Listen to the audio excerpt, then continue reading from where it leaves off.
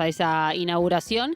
Y el Papa Francisco, que sabes que un poco también tiene que ver con lo que vamos a hablar ahora. Mira vos. Sí, porque acá todo tiene que ver con todo, metemos todo en un mismo concepto, pero va a estar bien, justificado.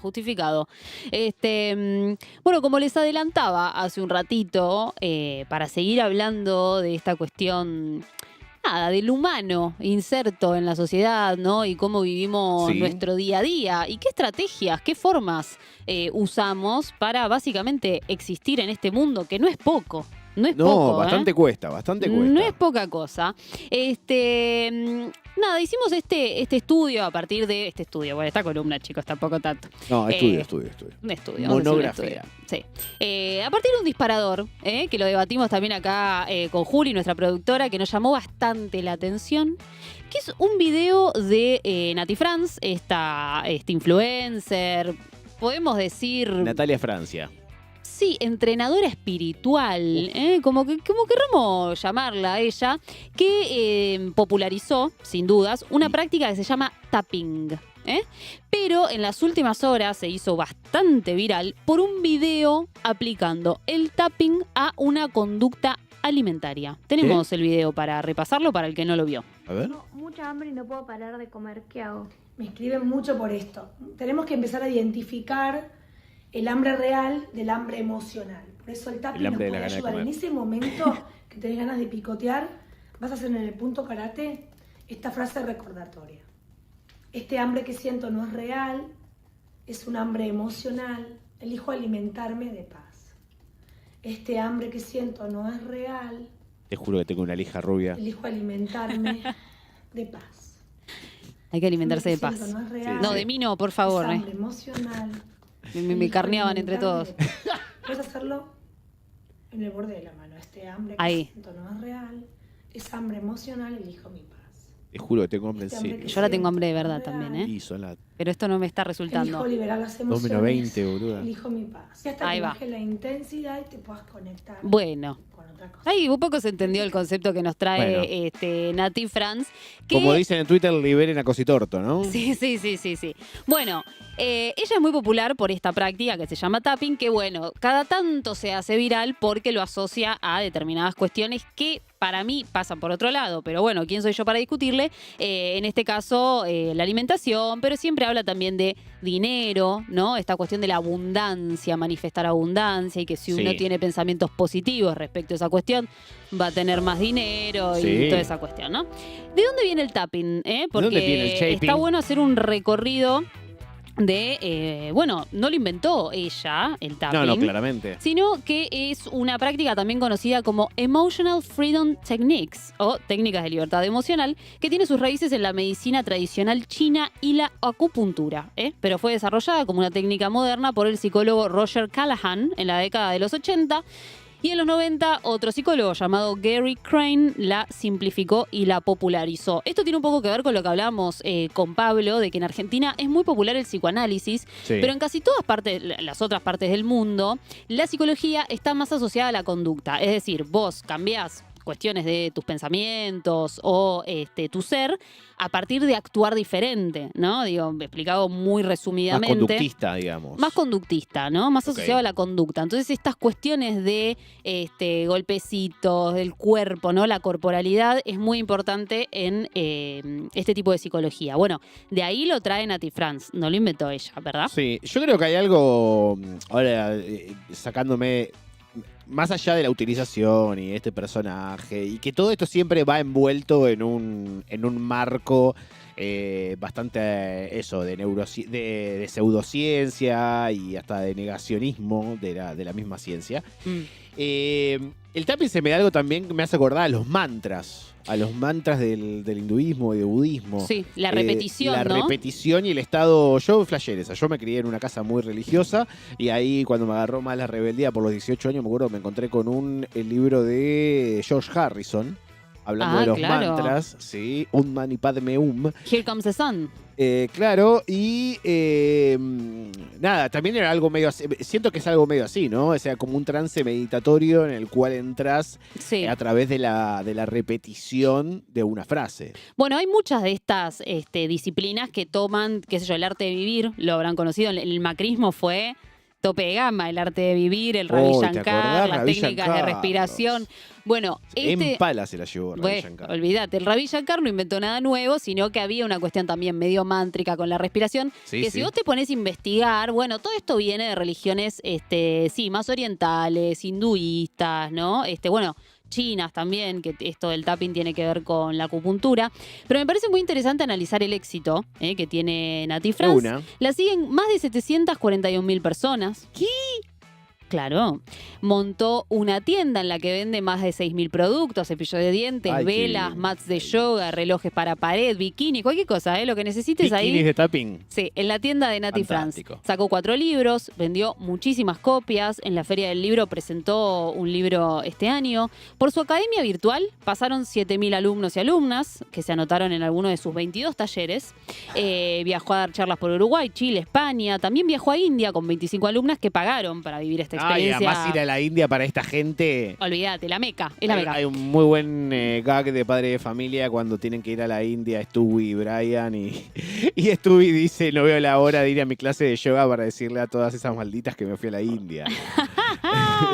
Y sí, es como, imagínate, es el lugar para, bueno, todas estas creencias. Pero bueno, también dio shows en vivo, en el Paseo de la Plaza. Digo, es una persona a la que la sigue muchísima gente. Sí, y La mucha. Nación, ¿no? Sí, dice textual. ¿La Nación, y el cito, medio?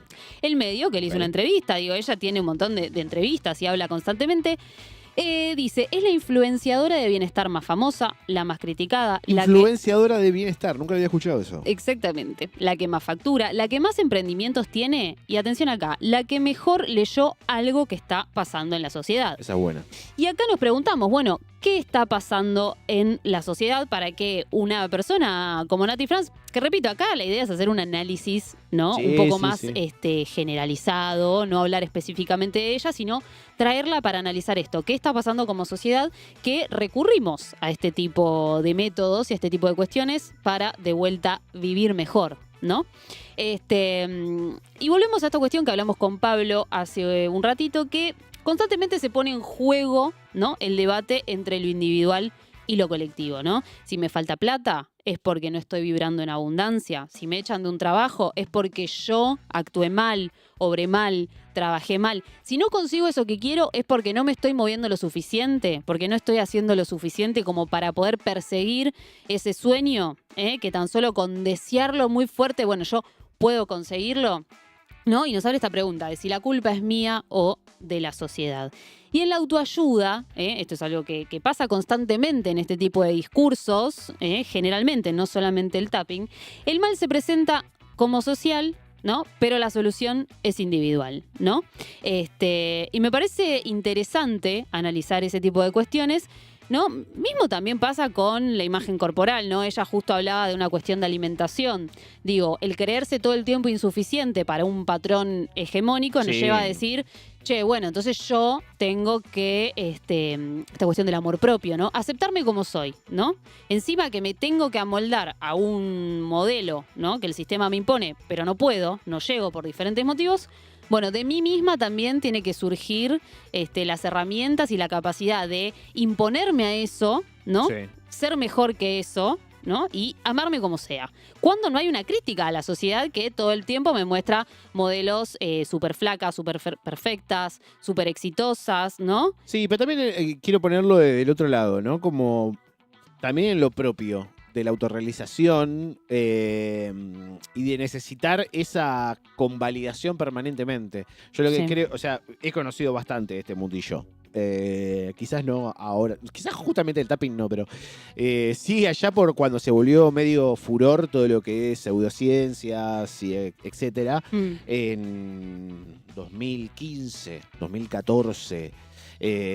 Constelaciones, tarot, registros akáshicos, reiki, toda esa basura me la comí toda. Nada, igual masivo, bro.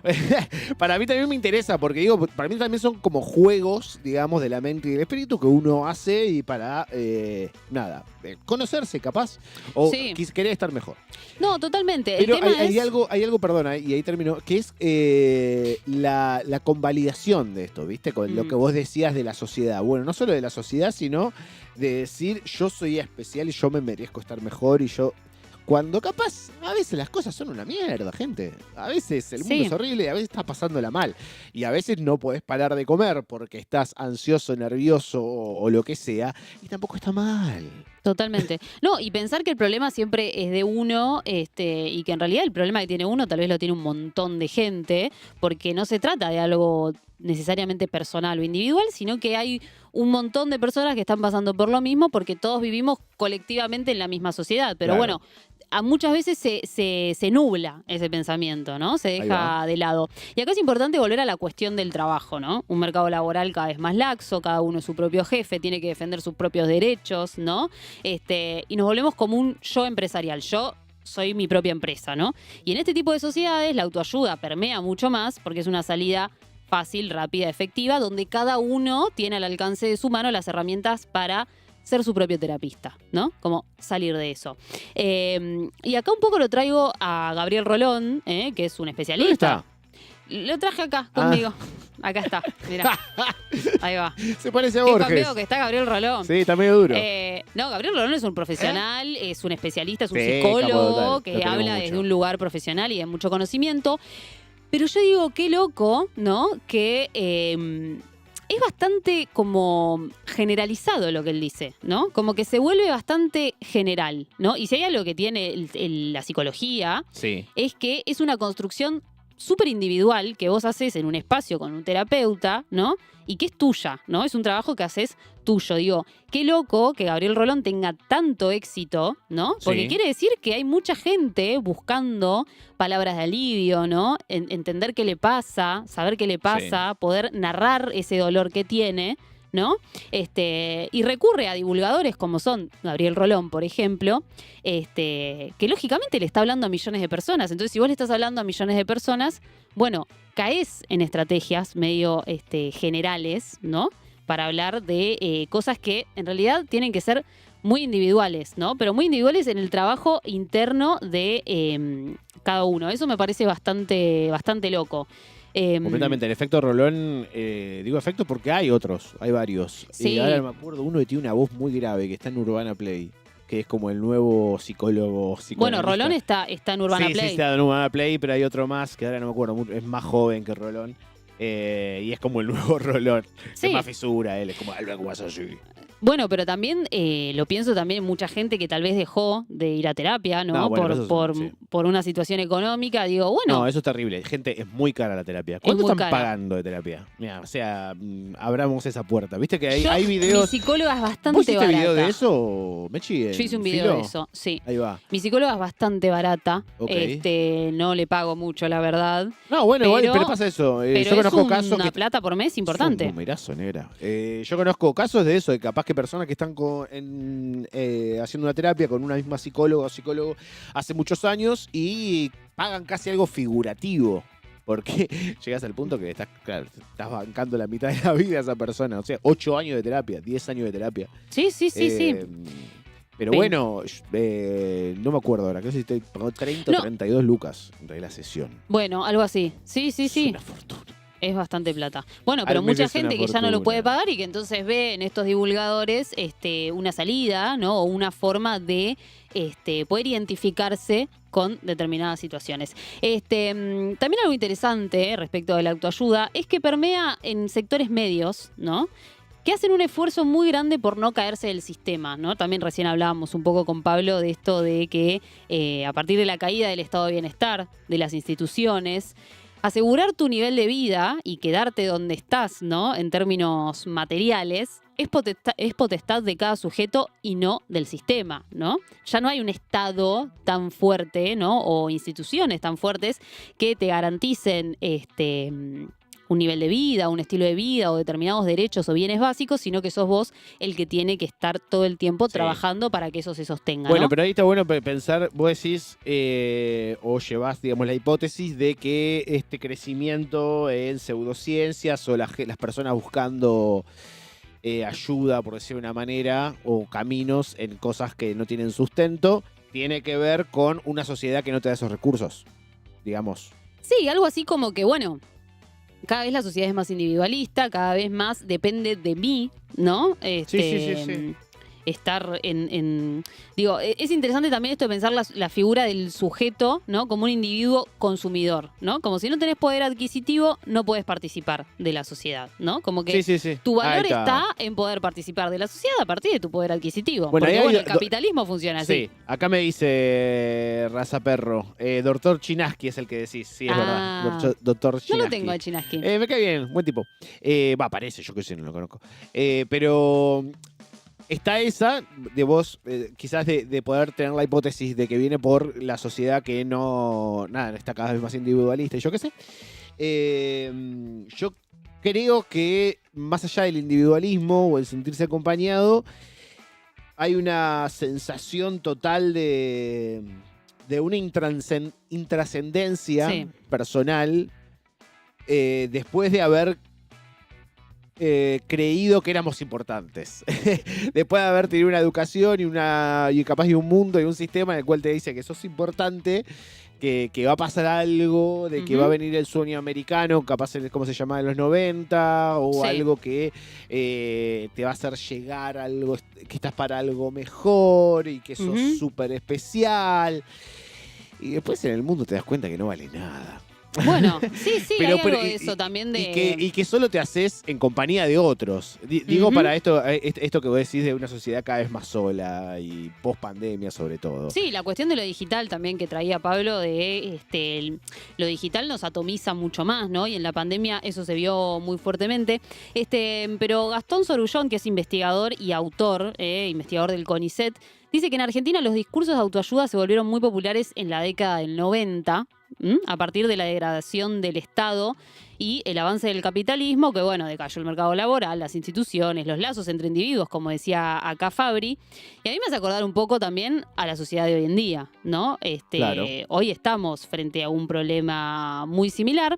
Y un poco para ir cerrando esta idea, no sé si se dieron cuenta que también hay mucha gente que está volviendo a las religiones tradicionales. Solamente a cuestiones así hinduistas, New Age o no sé qué, sino también al catolicismo de siempre, al evangelismo, ¿no? A dogmas mucho más conservadores y tradicionales. Y bueno, algunos te dirán que eso siempre estuvo ahí, pero en la agenda general primaba otra cosa, ¿no?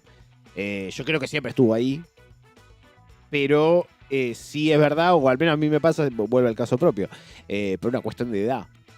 O sea, a esta edad entendí la historia del hijo pródigo, ¿no? Como de volver a la religión después de haber...